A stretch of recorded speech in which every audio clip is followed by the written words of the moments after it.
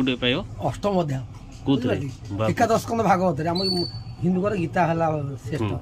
କିନ୍ତୁ ଆମର କହନ୍ତି ଜୀବ ଗଲାବେଳେ ଦେବୁ କହିବଲେ ତୁଳସୀ ପଢ଼ୁଥିବୁ ଭାଗବତ ମୋର ପାଖେ ବସି। ଆମର ହିନ୍ଦୁଙ୍କର ବଡ଼ ଧର୍ମ ହେଲା ଏଟା ସେଇଟା।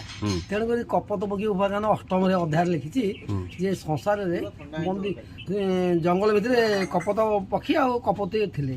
ସିଏ ଯାହା ପତଙ୍ଗ ଆଣିକି ଦିଅନ୍ତି ସିଏ ଦୁଇ ଜଣ ଖିଆ ପିଆ କରି ତା ପିଲା ଛୁଆ ବଞ୍ଚନ୍ତି।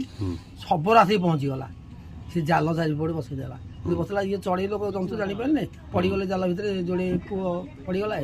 ଯଦି ପଡ଼ିଗଲେ କପୋତ କପୋତୀ ବିଚାର କରୁଛନ୍ତି ଆମ ପୁଅ ଦିଦିରେ ତ ଶବର ଆଦେହରେ ପଡ଼ିଲେ ଆମେ ବଞ୍ଚିକି ଲାଭ କ'ଣ? ଇଏ ଜାଲ ଧୀରେ ଡେଇଁକି ପଡ଼ିବ, ତାକୁ ଧରିକି ଶବର ନେଇଗଲା। ଆଉ ସେଇଭଳିଆ ସଂସାରରେ କୁଟୁମ୍ବ ସେଇଭଳିଆ ଦୁଃଖ ପୀଡ଼ିତ ଯେ ମୋ ପୁଅ ମୋ ଝିଅ ମୋ ସ୍ତ୍ରୀ ଏଇ ଚିନ୍ତା କରିକି ଯେତେ ଧନ ଅର୍ଜିଲେ ବି ସବୁବେଳେ ଦୁଃଖମୟ।